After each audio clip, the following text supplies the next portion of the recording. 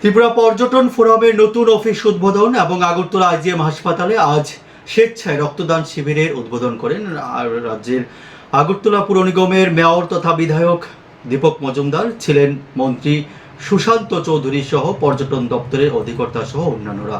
আজকের এই অনুষ্ঠানে বক্তব্য রাখতে গিয়ে রাজ্যের পর্যটন দপ্তরের মন্ত্রী সুশান্ত চৌধুরী কি বলছেন শুনে নেওয়া যাক।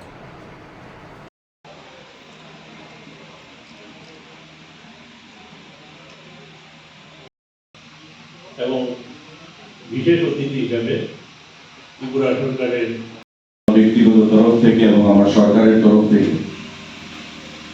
আজকের এই সুন্দর দিনে অনেক অনেক অভিনন্দন জানাচ্ছি, শুভেচ্ছা জানাচ্ছি এবং নমস্কার জানাচ্ছি।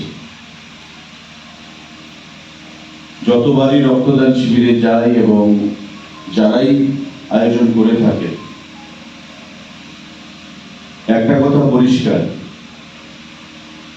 আমরা যারা বলি বা মেয়র সাহেবও বলার চেষ্টা করেছি যে আজকাল যে কোনো শুভ কাজ রক্তদানের মাধ্যমে শুরু হচ্ছে, এবং আমরা যারা সনাতন ধর্মে বিশ্বাস করি, আমরা বিশ্বাস করি যে যে কোনো শুভ কাজ দানের মাধ্যমে করতে পারলে সেটা মঙ্গল হয়।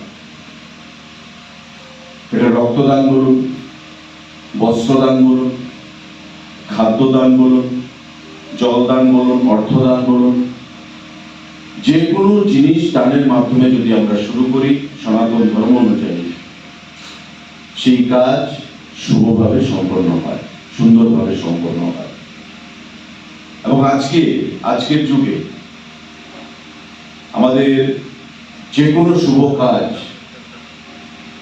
অন্নপ্রাশন বলুন, বিয়ের অনুষ্ঠান, পরিবারের পিতামাতার শ্রাদ্ধ অনুষ্ঠান, এই কাজগুলো রক্তদানের মাধ্যমে শুভ সূচনা হচ্ছে।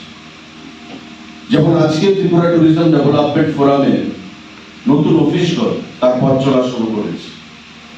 তারা উপলব্ধি করতে পেরেছে যে এই উপলক্ষে একটা রক্তদান শিবিরের আয়োজন করা হয়েছে। আমি হৃদয়ের অন্তঃস্থল থেকে ধন্যবাদ জানাবো এই মহতী উদ্যোগ গ্রহণ করার জন্য।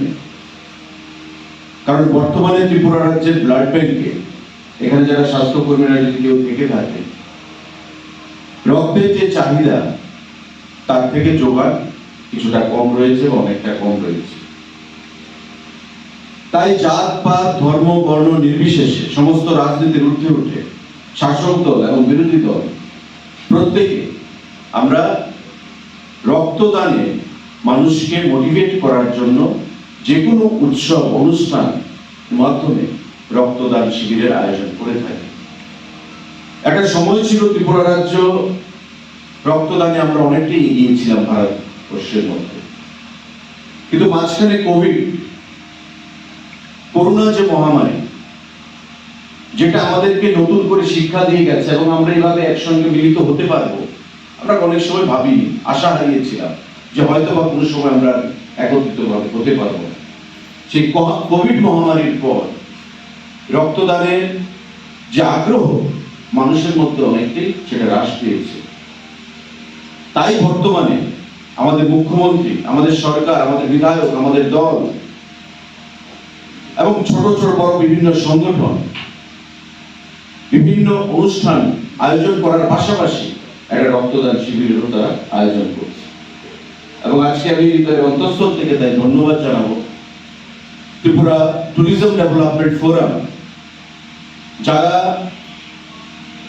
একটা পেশার সঙ্গে যুক্ত, পর্যটন পেশার সাথে, যাদের কাজ হচ্ছে ত্রিপুরা রাজ্যের পর্যটনের মানচিত্র আরো সামনের দিকে এগিয়ে নিয়ে যাওয়া, বাইরে থেকে পর্যটকদেরকে এখানে আনা, এখান থেকে পর্যটকদেরকে বাইরে পাঠানো। পেশাগত দিক থেকে তারা যে জিনিসটা পালন করছে, নিজের রুজি রুটির সন্ধানে, পাশাপাশি সামাজিক দায়বদ্ধতা স্বীকার করে আজকে বিশ্ব যোগা দিবসে এই রক্তদান শিবিরের তারা আয়োজন করছে। এখানে আমি আমার যারা যুবক ভাইয়েরা উপস্থিত, আশা করি তারা রক্তদান করবে। তারা কিন্তু কেউ জানে না এই রক্ত কার শরীরে যাবে, তারা কিন্তু কেউ জানে না এই রক্ত হিন্দুর শরীরে যাবে না মুসলমানের শরীরে যাবে। না কোনো খ্রিস্টান ব্যক্তির শরীরে